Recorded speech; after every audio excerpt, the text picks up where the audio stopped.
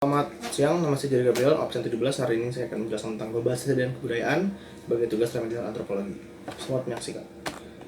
Pengertian globalisasi adalah proses integrasi dan interaksi antar umat manusia, perusahaan, bahkan pemerintahan dari berbagai penjuru bumi yang melakukan proses pertukaran informasi, teknologi, serta pendapat yang menyebabkan pengembangan pikiran terhadap lingkungan, budaya, serta perilaku umat manusia.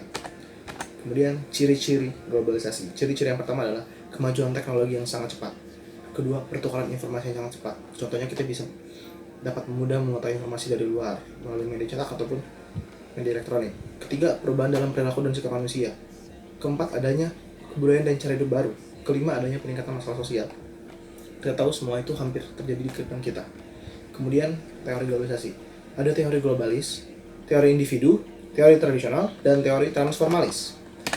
Kita lanjut ke macam-macam globalisasi. Globalisasi ada banyak macamnya, yaitu globalisasi ekonomi yang berhubungan dengan kegiatan jual beli dan ekspor impor, kemudian finansial, budaya, politik, sosial, kehidupan sehari-hari, teknologi, geografi, dan ekologi.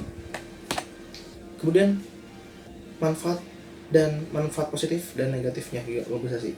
Positifnya adalah terbukanya banyak lapangan pekerjaan baru. Kedua, pemasukan devisa dari sektor pariwisata akan semakin bertambah. Ketiga, pertumbuhan ekonomi sebuah negara akan memiliki potensi naik yang lebih banyak. Keempat, terbukanya pasar bebas untuk meningkatkan kegiatan ekspor impor. Dampak negatifnya adalah produk impor dapat kalah dengan produk ekspor dapat kalah dengan produk impor.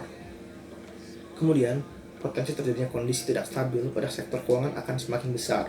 Kemudian banyak masyarakat yang akan lebih memilih produk luar daripada produk dalam negeri. Keempat, muncullah kapitalisme di suatu negara. Kelima, pengaruh kebudayaan yang masuk akan mempengaruhi kebudayaan yang sudah lama. Akibatnya jika tidak dilestarikan, kebudayaan lama pun hilang. Kemudian pengaruhnya terhadap Indonesia, pengaruh globalisasi dan kebudayaan terhadap Indonesia. Banyak anak muda yang akan menirukan cara berbahasa dari luar.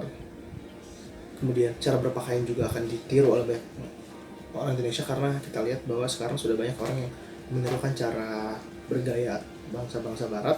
Kemudian cara berperilaku juga akan mempengaruhi kita secara tidak langsung.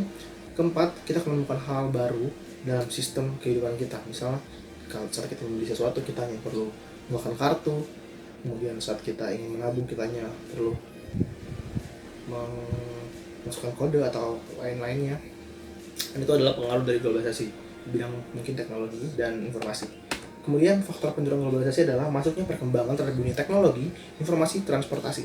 Kedua, adanya sebuah kerjasama antara ekonomi internasional yang memungkinkan akan selalu terjadi dalam zaman ini.